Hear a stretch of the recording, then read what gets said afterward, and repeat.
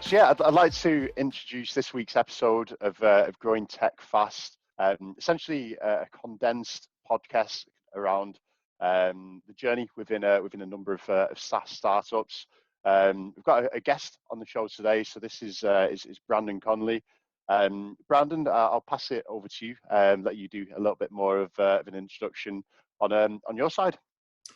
Thanks, Alex, for having me. It's a pleasure to be on. I am currently the Chief Revenue Officer of AppOmni in the SaaS security posture management space, but I've been in cybersecurity since 98 or 99, starting my career as a technical recruiter or a headhunter in New York City, poaching Unix sysadmins from one bank and putting them in another, and ended up working for a Silicon Valley startup called Oblix at the time, and shifting over to sales, and have been doing enterprise sales and cybersecurity ever since. Yeah, good stuff. So, yeah, obviously nice to have you on, sharing somewhat of a similar background with ourselves. But yeah, look, pleasure to have you on. I guess to start off, it'd be good to get a little bit of a further understanding around your journey. And yeah, how you've become to obviously be CRO of AppOmni. Yeah, well, again, started as a headhunter and really enjoyed the technology a lot more than the headhunting, and shifted over to the manufacturer side early in my career. Was an individual contributor at Oblix, and then moved over to a company called AppOmni in the SSL VPN space when that was a new thing. And started there running the Mid-Atlantic, had a lot of success, eventually took over the East and ran a team, and then finally, I guess in year 6 or 7 of my 12 there, took over the VP of Americas role for Aventail, and have been in management since then. And went to SonicWall. I've gone through now 5 acquisitions. Each one of them has been a better experience than the last, I would say. But I've spent the last 3 jobs in the cloud security space, either SaaS security when I was at Netscope, public cloud security at Redlock, and then Palo Alto Networks, and now back in the SaaS security space with a slightly different take on it at AppOmni. But have been everything from rep, an inside rep, actually starting at Oblix, to a field rep, and then management at various layers. These last couple of roles have been VP Worldwide Sales and now CRO. Yeah, great stuff. So, yeah, I think certainly from my side, quite an interesting topic we've got on this week's show. So, essentially, we're going to be covering war stories. How to handle it, how to prevent it. When you have that mammoth deal, that big deal, that for whatever reason, you get to the very end, and it doesn't quite materialize. So. Yeah, going to have a little bit of a discussion around, what perhaps preemptive measures you can take to help solve this. How to react in the aftermath. And Brandon, I know you've been spending a little bit of time putting together, a few thoughts on some war stories that you've been through of past. Yeah, so I do have 2 in mind. There are far more than these 2. But the first one was really kind of a shock to the system, and I think informed the rest of my career. And it started as an individual contributor. This was back in the early 2000s. We started a sales cycle with one of the largest federal agencies here in the U.S., many tens of thousands of users. It was a year-long plus process of very in-depth POC against our direct competition.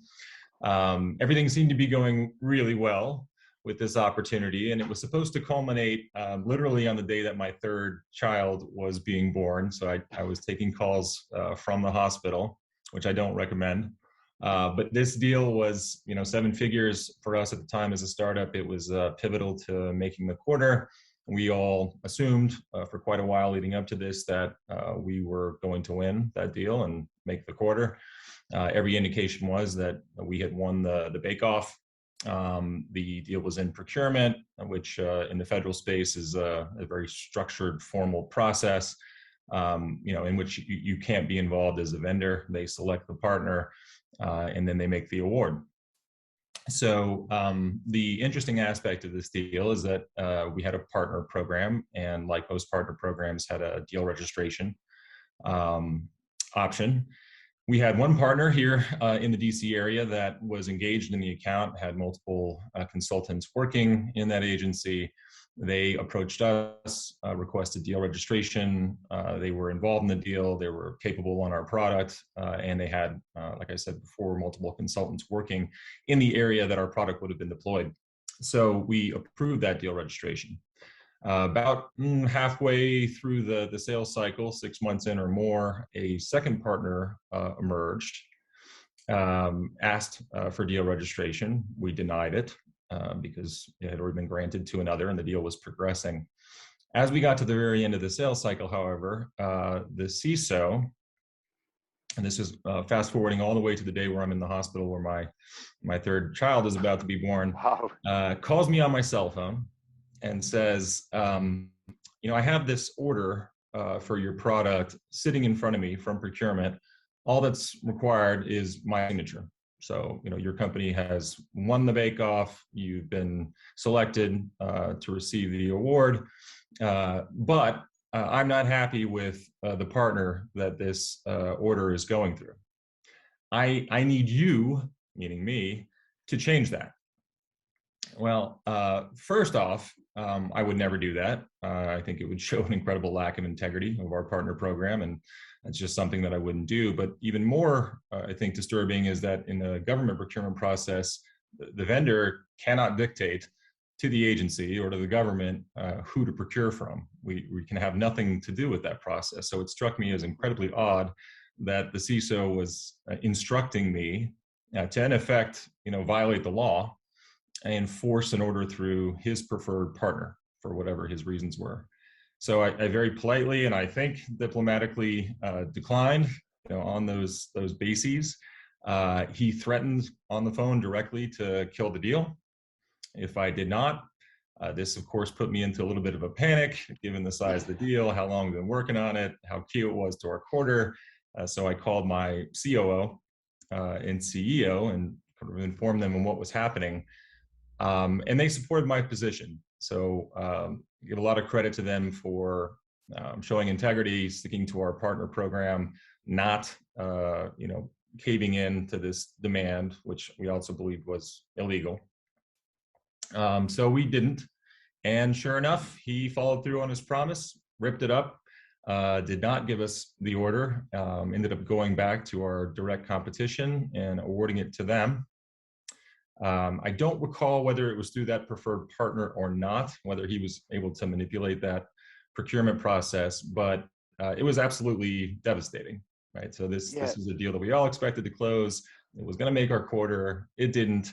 But fortunately, I had the support of my management team. We thought about filing a complaint, challenging the award, but ultimately decided that was going to be too expensive and likely not worth the bad press in the federal government, and decided to on. Yeah, and as well, I guess all at the same time trying to deal with this from the hospital, waiting on the third child. So it always, that never arrives at a good time, right? Yeah, no, never never a good time, and that certainly put a cloud over what should have been an extremely happy day. Yeah, 100%. And again, I think probably the answer to this is a given. But if you could rewind back to that decision that you had to make on that call there and then, on changing partner, would that be something that you'd go back and do differently, or are you glad that you kind of carried through on the way that you did? No, I would never change that decision. It was the right thing to do. There was really no lack of clarity on what the right thing to do was, and it's unfortunate that we didn't get it. But the company survived, and we went on and found other deals. There is a somewhat happy ending to this story, in that a year or two later, that agency experienced a massive data breach. The CISO was held accountable. He was terminated, and it was also then revealed that he had engaged in inappropriate behavior with multiple suppliers. This was a bad seed. It took time, and unfortunately, it wasn't in time to help us. But I guess karma's real. Yeah, 100%. And I guess again, kind of rewinding into, anywhere from the qualification to, ultimately the stage where this contract's on the CISO's desk. From your side, I mean, perhaps the listeners, would there be any kind of like preventative measures or anything that you'd have done differently in the run up to that? Well, to me, this was pretty unpredictable. I never would have guessed that a senior level executive in a very large agency would be so blatant and bold with a demand at the 11th hour to push a deal through a partner that he preferred for whatever reason. I'm not sure that you could really anticipate that situation. We did attempt to ameliorate the situation by offering to compensate the other partner, right? So obviously not removing the deal reg, allowing it to continue to go through with the right partner, but also compensating the other partner for whatever contribution they had made. But that was insufficient to change this CISO's mind. So that didn't work. I'm not sure that any other approach would have, other than switching the deal to the other partner. But that would have been the wrong thing to do. I'm 100% happy with the decision in spite of the outcome. Yeah, 100%. No, yeah, completely relate. Sometimes you do need to stick to your guns from a moral perspective as well, right? But I guess as well, like most importantly, in terms of the aftermath, obviously, something like that, is going to be a big knock, right? So, yeah, I mean, what did you do in the aftermath there? So, kind of pick yourself up and carry on. Yeah, I think I've developed some amnesia to the immediate post debacle time frame. Like I said, we debated for a week or two whether we would go and file a complaint with the government about this individual's behavior and the demand. And interestingly, he had left a voicemail prior to me connecting with him directly, and with essentially the same demand. And we had that voicemail, so we could have done something with it. But I agree with the management team at the time that probably wasn't going to be the best use of our time. Challenging the deal. So yeah, we just continued on in our campaign in the federal government, found other customers. It set us back a little bit, but in the long run, didn't kill us. Yeah, you gotta pick your battles, right? Yeah, absolutely. Yeah, 100%. So, I know you mentioned you'd got a couple of war stories here. So, yeah, talk us through the next. Yeah, my one regret in telling that war story is I'm trying to keep it as generic as possible and not reveal who it is or what agency it was. But there were some really salacious details around that other partner. Yeah, that, you gotta that be a I've little left bit out. cryptic. I've left out of the narrative, but I'll let the listener fill in the blanks. So that was sort of the external war story that was really pivotal in my career, because it was relatively early in my career and I'd never really experienced anything quite that traumatic. Yeah. But that's kind of the external one, and then the other one that really sticks in my mind is more of an internal sales conflict or war story. And again, I won't name the company or the people involved, but this is a situation where I was running one of the largest regions of the company in terms of revenue and of people. And we had an SVP who had brought in a large number of his former direct reports from a previous company. And this presented a whole host of challenges. And I think any manager who's in this situation can probably immediately sympathize with this. It creates a situation where if you don't get the answer you want from mommy, you go to daddy. Yeah. And it was kind of an open secret in this company that the people that had come from that other company and worked for this SVP in the past were given preferential treatment in innumerable ways. Higher compensation, longer draws, more equity. than others. And this was a consistent experience for the non-alumni members of the team and myself. And this sort of pattern of behavior extended to his decisions, in addition to the ones that he was making on our behalf for our reports, to the point where he would pretend to empower his leadership team to make decisions about how to handle things like geographic splits and commission and credit on deals that crossed, let's say, from Asia to the US or from Europe to the US and vice versa. The leadership team made agreements on this, had it all documented. There was really no question about how things were supposed to be handled. But this SVP brought in a leader in another one of the geos, and allowed that leader and his team to actively sell in my territory at the time without informing me or the rep on my side that was supposed to be jointly working the opportunity. It was at the time the largest deal that the company would ever do, at least in my tenure there, because it did end up happening. And it was one of those situations where, and I think a lot of sales VPs, or a fair number of them, tend to do this.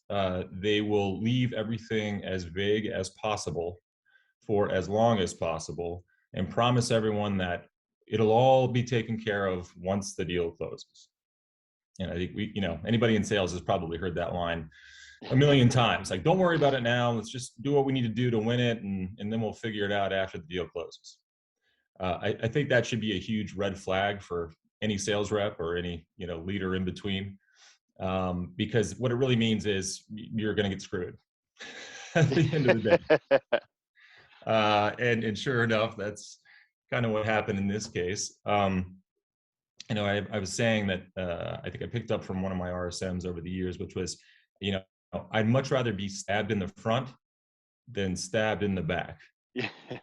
So I think it's in everybody's interest for sales leaders to be very blunt at the very beginning of a sales cycle, where there's any question about how an opportunity will be split or jointly worked. I always insist that the reps of my teams negotiate those types of things between themselves first, and only if they can't come to an agreement, which they document and copy me on, so I'm in the loop. Only if they cannot come to a reasonable agreement on how to work something together in the best interest of the company and in themselves, then I'll get involved. But whenever that happens and I have to make the decision, someone's going to be unhappy. Yeah. And I think that approach has worked really well for me. 99% of splits are negotiated by the members of my teams. I rarely have to get involved with that. And when everyone understands from day one exactly how an opportunity is going to be handled, you very rarely have issues right after the deal closes. They may gripe that one did more work than the other, or other things, but if they made the agreement up front, then it tends to prevent issues from occurring in the first place. Once the deal closes. So again, stab me in the front, not in the back. And yeah, I guess kind of just make sure that everything is laid out before that gets over the line, right? Yeah, exactly. I mean, if you set the right expectations, then there's no hurt feelings at the end of the day. I find that's a far better way to deal with these situations than top-down arbitrary decisions. Yeah, 100%. Cool. Look, obviously, I think two very, very different stories there that you've come through and you've learned from. But I think behind every learning journey you go on is a great coach, a great mentor. I mean, who through these various journeys have you looked upon, who's helped you and supported you through obviously these decisions and this fallout? Was the question who sort of inspired me or coached me along the way? Yeah, 100%. Well, I'd point to two things. I've been fortunate to have some very wise, calm, measured, I think forward-thinking and long-term thinking managers, COOs and COOs. So I've been lucky on that front. But prior to entering this space and in my career in sales, I'm an Army brat. My father was a colonel who went to West Point, spent 30 years in the military, and 2 tours in Vietnam. Integrity has always been kind of the number one character trait that he's exhibited, and he led by example as opposed to beating us on the head with it. I and my siblings got to observe a man of incredible integrity growing up, and I think everything starts with that. There's a million different characteristics and traits that I think all of us aspire to exhibit, but I put integrity at the very top, and I think everything else flows from there. Yeah, cool. I mean, that's pretty much answered my next question for me as well, because I know integrity has kind of been something that's come up in both of these stories that you've stuck to your guns on, and yeah, I think kudos on that, and looking at where you are today, obviously that's been the right decision, right? So far, so good.